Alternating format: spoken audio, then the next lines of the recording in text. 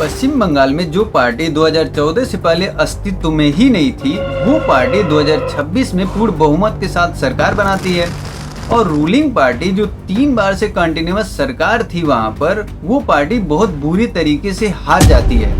तो क्या खेला खेला इन बीजेपी वालों ने पश्चिम बंगाल में, आइए समझते हैं आज के इस वीडियो में।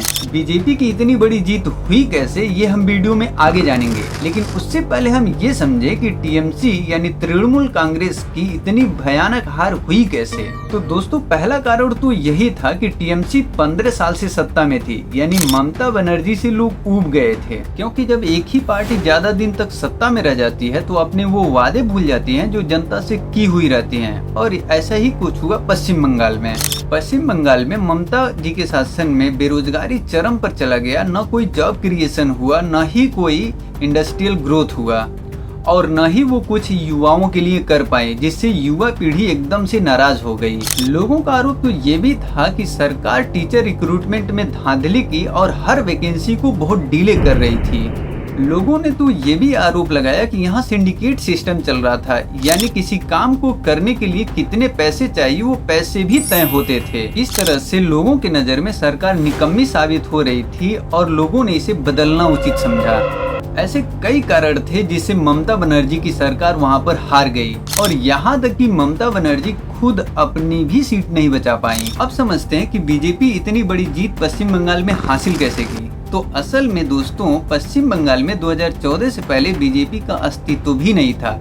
लेकिन 2019 के लोकसभा चुनाव में बीजेपी 42 में से 18 सीट जीतती है और 2021 में मेन अपोजिशन बन जाती है। ये सब हो कैसे रहा था? तो ये वही मोदी लहर की मोदी आएंगे और हमारे बंगाल को बचाएंगे। बीजेपी के कार्यकर्ताओं ने पश्चिम बंगाल में बहुत ज्यादा मेहनत की। उन्होंने डोर टू डोर लोगों से मिले और लोगों को समझाया कि अगर बीजेपी की सरकार बनती है तो आपको सुरक्षा और रोजगार देगी, और आम जनता के लिए रोजगार ही तो मेन मुद्दा होता है। इसलिए लोग अट्रैक्ट हुए और बीजेपी को भर भर के वोट दिए।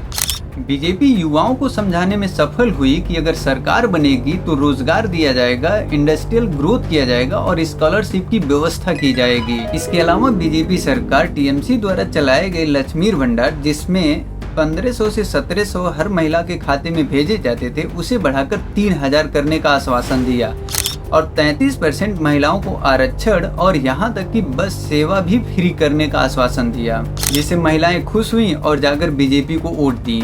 बीजेपी ने हर वोटर को बहुत ही स्ट्रैटेजिक तरीके से समझाया, बॉर्डर को सिक्योर करने की गारंटी दी, जिससे लोग विश्वास किए और जाकर बीजेपी को वोट किए। लेकिन टीएमसी का कहना है कि बीजेपी चुनाव धोखे से जीती। उन्होंने इसके कई सारे प्रूफ भी दिए, जैसे कई जगह सीसीटीवी कैमरा नहीं चल रहा था जहाँ पर वोटिंग पड़ रही थी, और उनके कार्यकर्ताओं को अंदर नहीं जाने दिया गया। वैसे चाहे कुछ भी हो, बीजेपी अपने जुमलेबाजी में सफल हुई। तो बंगाल चुनाव के बारे में आपका क्या कहना है, आप कमेंट में जरूर बताएं। मिलते हैं फिर आपसे अगले वीडियो में, तब तक आप अपना ख्याल रखें। और हाँ, यदि चैनल को अभी तक सब्सक्राइब नहीं किया आपने तो चैनल को सब्सक्राइब करके हमें सपोर्ट कीजिए।